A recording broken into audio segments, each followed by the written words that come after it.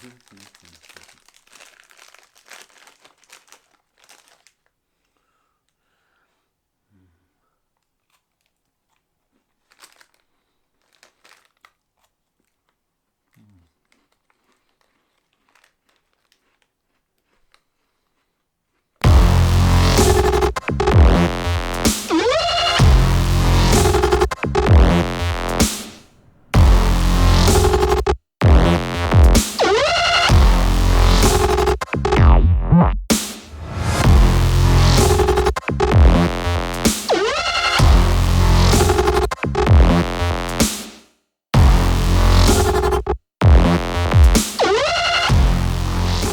guys, boys and girls, Alex Paulilo Shadow Portraits here, and today we're talking about practicing.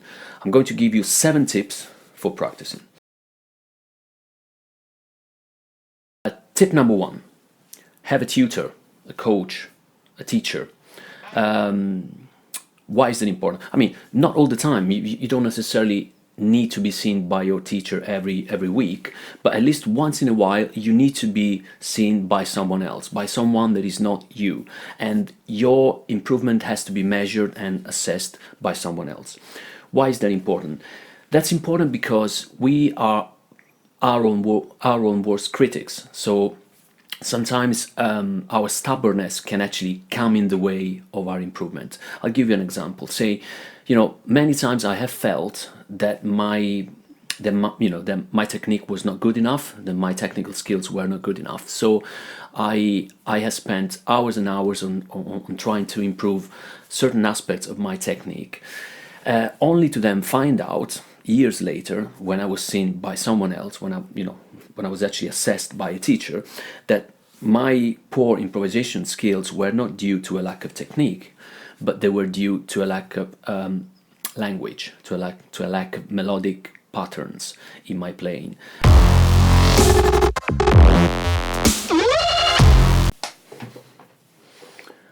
Tip number 2, practice every day. Don't even try and give me that. I know you don't practice every day. Even if you only practice for half an hour, 20 minutes every day, well, obviously if you have time, practice for many hours every day. But if you don't have that much time, try and practice every day.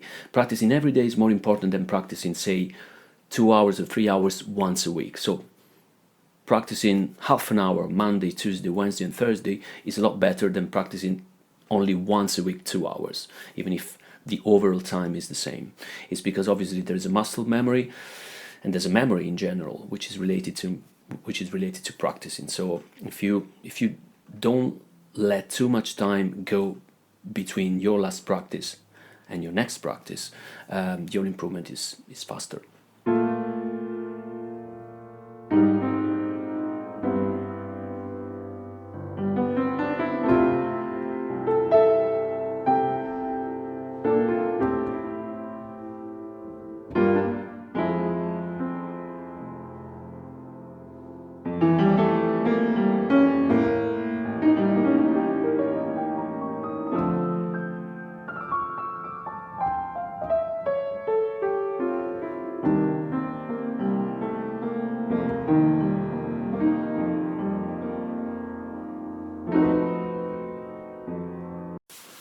Tip number 3, differentiate your practice.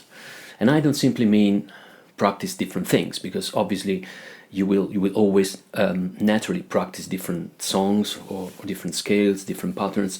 No, what I mean is practice with different mindsets. And I can specifically think of 2 alternative attitudes that you may have when practicing. The first one is a very self-judgmental attitude, and that comes very, very useful if you practice in scales or patterns or pieces that have to be played as written.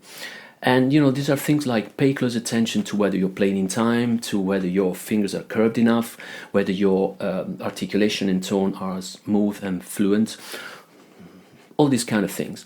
And an alternative mindset opposite to this is instead a mindset in which you switch off every form of judgment and just you practice being used to accept everything that comes, switching off every form of judgment, as we just said, and basically just being in the moment, accepting everything that comes, and be content with everything that happens. And this is a mindset most appropriate for playing in front of an audience and for improvising, I think. When we are performing, we are not practicing anymore. So we don't need to assume a mindset which tries to register all the imperfections and tries to improve on them. It's too late for that. That time is gone. All the work, all the preparation work should already have been done by the time of a performance. When the performance day arrives, it's time for non-judgment. It's time, as we said, for adopting that kind of mindset which accepts everything that happens. If we try to judge ourselves in the middle of a performance, whatever we conceptualize as right or wrong is already gone by the time that we have formed that judgment anyway.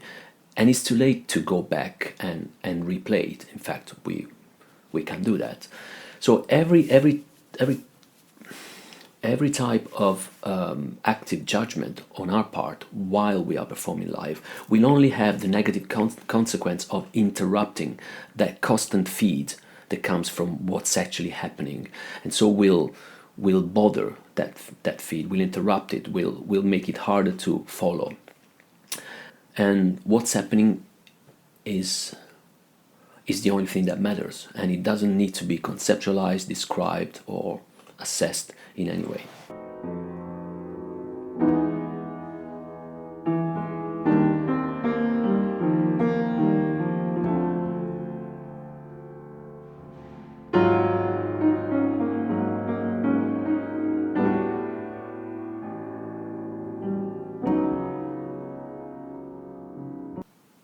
It's good to practice that type of free mind attitude, so that we will hopefully be able to switch it on at gigs, live performances, more promptly. We'll be able to fall into it more promptly at gigs. So how do you practice that type of mindset?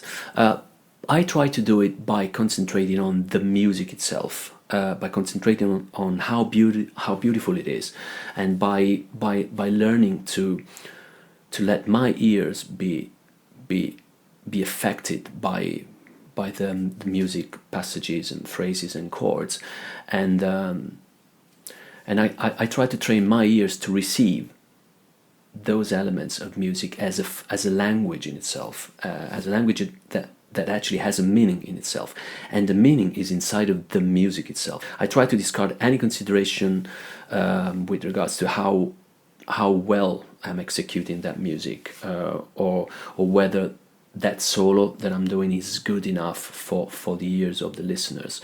But I try to recognize that there's a language that I am talking here by playing that piece of music, and that language has a meaning, and the meaning is the notes themselves, the melodies themselves, the chords themselves. So the meaning is inside of the music. So I don't need to go outside of it. I don't need to step outside. I don't need to form judgments. I just have to be content with what I'm doing, to the point of forgetting that I am the one who is playing those notes. So I am receiving those notes just in the same way that anyone else in the room is receiving them. So if I concentrate on that, in a way there is a social function to it, and the function is to bring beauty to the people. The beauty is in the music itself. So by playing that music, I am already bringing beauty to myself and to the people around me. So I have much less of a need to worry with whether I am playing them well or not, because those notes have a meaning anyway. So I'm giving that meaning. And for that meaning to be perceived and understood, you don't need to step outside of the music. You don't need to go into language, because that meaning is made of notes, as I said. So you need to learn to hear music as a language. So you understand music for what it is, rather than for something that has to be judged and talked about and described.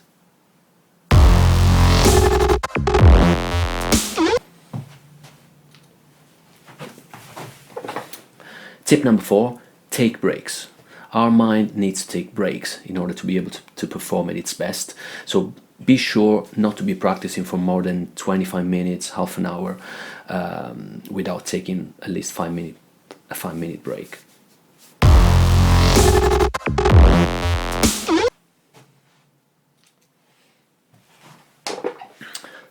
Okay, tip number 5 has to do with nutrition. Practicing is an activity that requires a lot of energy from our body and our brain. Well, our brain is our body. So our bodies need to be well nourished in order to perform at their best. So we want to ensure that we are not too hungry when we practice, and but also that we are not too full, trying to digest a heavy meal. Try and avoid too many coffee. Is also a good idea. Avoid like sugary drinks, too much sugar, fizzy drinks, and regular physical exercise has also been proved to be very very good, very helpful for concentration. Tip number 6 has to do with subdivision. Subdivide your practice into 20 to 25 minute slots, and have a clear and defined objective for each of your 25-minute slots. The objective could be something as basic or as easy to define as being able to play that particular tricky passage with no mistake, or maybe coming up with 3 different improvising patterns on a certain chord. Things that can be quantifiable, things that can be really easily like written. And it is important that you're able to write down your targets, your goals for each of the 25-minute slots, because if something can be written down, it means that your mind can grasp it, and can describe it in a very precise and concise way, and that means that that it's going to be a lot more likely to be accomplished. Lastly, tip number 7 is don't just practice what you already know. There is a tendency, especially among young learners, to want to impress their parents. So, they end up playing pieces that they already play quite well. And while it is important to fine-tune and revise, especially in preparation for a gig or for a concert, at the same time, I think that the vast majority of our practicing time should sound quite bad. It should sound like in progress. It should sound imperfect and quite bad.